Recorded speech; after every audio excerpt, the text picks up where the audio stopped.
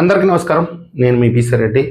30 సంవత్సరాలు చంద్రబాబు నాయుడు గారితో ఏగి ఏగి తల బొప్పిగట్టిపోయింది. ఒక రకంగా చెప్పాలంటే ఈయన్ని స్టడీ చేయడానికే నా సగం జీవితం సంకనాగిపోయింది. ఇదంతా వైట్ హెయిర్ కలర్ వేసుకొని వస్తున్నా. ఎవరైనా బజార్లోకి పోతే తాతయ్య అంటారని ఇంకా తప్పక కలర్ వేసుకుంటున్నాను. కానీ వాస్తవంగా చెప్పాలంటే మొత్తం నడిచిపోయింది. ఇప్పుడు కొడుకు తయారయ్యాడు. వీళ్ళు ఏం చేస్తారో నాకు అర్థం కాదు. విదేశీ పెట్టుబడులు అంటారు. ఆ తర్వాత $1 మిలియన్, $1 ట్రిలియన్, గిగామీటర్లు, టెరామీటర్లు ఈ లెక్కలు చెప్తారు. పోనీ అక్కడికి పోతే ఇంగ్లీష్లో మాట్లాడతారు. అదేమో మనకు అర్థం కాదు. ఇక్కడికి వచ్చిన తర్వాత కూడా ఇదే సాంకేతిక పరిజ్ఞానంతో మాట్లాడతారు. మనకేం అర్థమై సావు.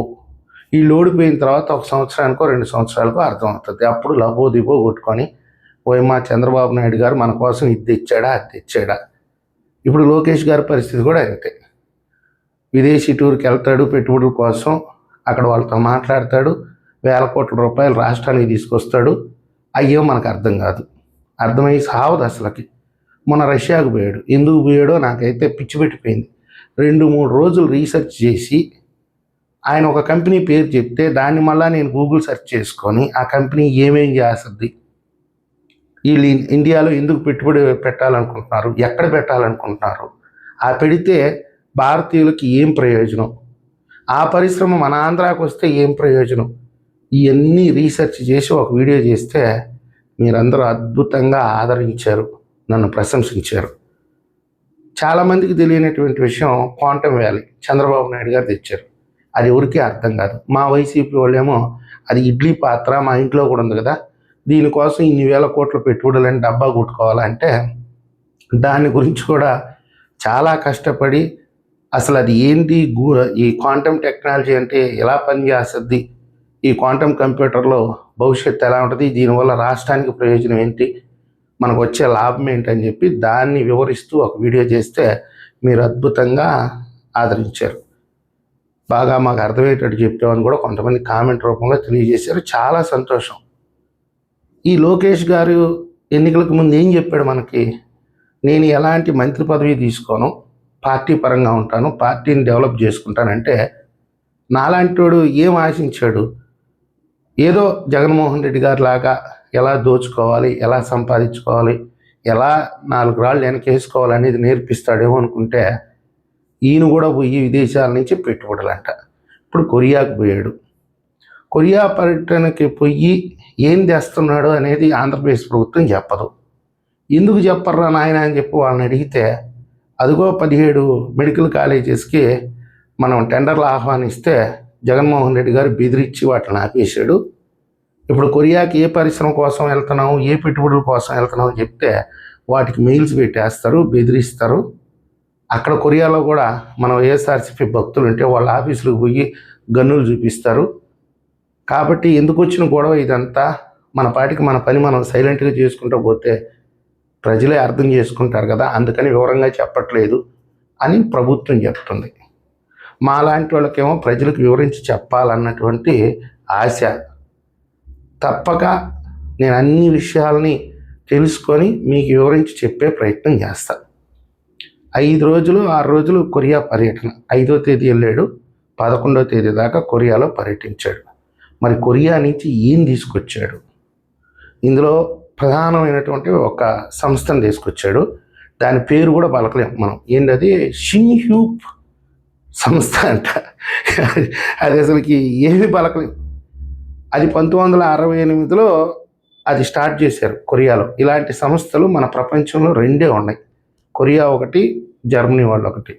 వీళ్ళు ఏం చేస్తారంటే ఇప్పుడు మన స్మార్ట్ టీవీ పగలగొడితే, అంటే ఇప్పుడు పగలగొట్టబాకండి, స్మార్ట్ టీవీని ఓపెన్ చేస్తే వెనక ఒక మదర్ బోర్డు ఉంటుంది, గ్రీన్ కలర్లో బ్రౌన్ కలర్లో. ఆ మదర్ బోర్డులు తయారు చేస్తారు వాళ్ళు, పీసీబీ బోర్డులు తయారు చేస్తారు.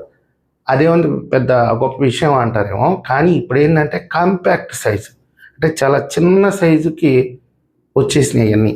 ఆ కాంపాక్ట్ సైజులో తయారు చేయటం అనేది ఏ దేశం దగ్గర ఆ టెక్నాలజీ లేదు.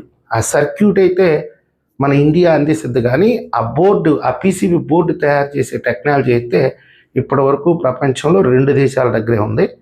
ఆ మెషినరీస్ని వాళ్ళు ఏ దేశానికి అమ్మరు. ఎక్కడ కూడా వాళ్ళు ఒక ప్లాంట్ పెట్టరు. అలాంటిది మన నారా లోకేష్ గారు కష్టపడి ఆ సంస్థని, ఆ ఉత్పత్తి సంస్థని మన నాయుడుపేటకు తీసుకుని వస్తున్నాడు. దాదాపుగా 1600 కోట్ల రూపాయలు పెట్టుబడి, 2700 ఉద్యోగాలు వస్తాయి ఆ ఫ్యాక్టరీ కానీ వస్తే అక్కడికి. అంటే మీకు అర్థమయ్యే భాషలో చెప్తున్నాను. కాంపాక్ట్ సైజ్ పీసీబీలు తయారు చేస్తారు పెద్ద పెద్ద కంపెనీలు. మా సర్క్యూట్ ఇలా ఉంటుందని చెప్పి వాళ్ళకి ఇచ్చేస్తే ఆ సర్క్యూట్ ప్రకారం వాళ్ళు ఒక పీసీబీ తయారు చేసి ఇస్తారు. దాన్ని 1600 కోట్ల రూపాయలు పెట్టుబడి, 2700 ఉద్యోగాలు కూడా వస్తాయి. వాళ్ళు ఇక్కడి నుంచి ప్రపంచానికి కూడా ఎగుమతి చేస్తారు. కొరియా నుంచి కూడా ఎగుమతి చేస్తారు. అదే కాకుండా సెకండ్ వాళ్ళ ఉండేటటువంటి ఉత్పత్తి కేంద్రం ఇండియాలోనే, అది నాయుడుపేటలోకి వస్తుంది. ఆల్రెడీ ఒప్పందం కుదిరిపోయింది. ఇక మీకు అందరికీ తెలిసినటువంటి సంస్థే శాంసంగ్ సంస్థ. ఈ శాంసంగ్ వాళ్ళు వచ్చేసి డిస్ప్లేస్, ఏఐ టెక్నాలజీ, వీటికి సంబంధించి ఎలక్ట్రానిక్ వాళ్ళకి చాలా ఉన్నాయి కదా, మొబైల్స్, టీవీ సెట్లు, ఇంకా ఏసీలు చాలా ఉన్నాయి కదా. వీటికి సంబంధించి ఒక యూనిట్ని ఆంధ్రాకి అలాకేట్ చేయబోతున్నారు. ఒప్పందం అయితే కుదిరింది. ఫస్ట్ వీళ్ళు ఏంటంటే డిస్ప్లేలు తయారు చేస్తారు ఆంధ్రాలో. ఆ తర్వాత దానికి అనుసంధానంగా కొన్ని ఉత్పత్తి కూడా చేస్తారు ఇక్కడ. సో మొత్తానికి ఏంటంటే శాంసంగ్తో ఒప్పందం అయితే కుదిరింది.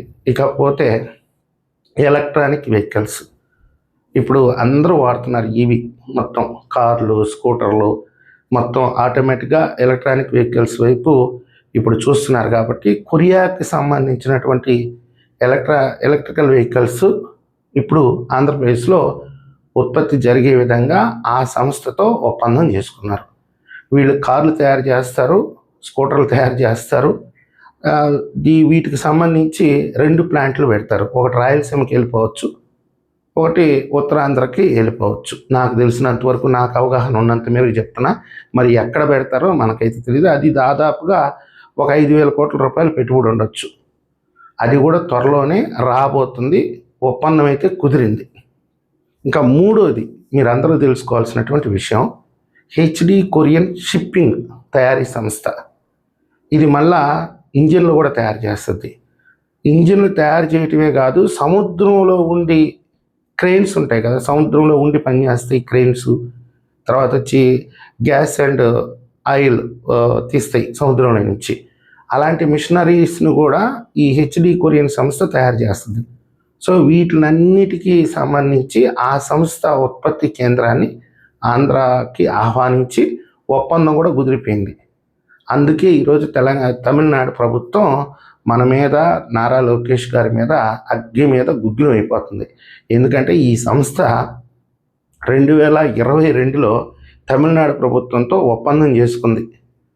ఆ స్థల కేటాయింపు విషయంలో తమిళనాడు ప్రభుత్వం కొంచెం ఆలస్యం చేస్తూ వచ్చింది. అంతలోపల వాళ్ళకి ఎన్నికలు వచ్చేసినాయి, కొత్త ప్రభుత్వం వచ్చింది.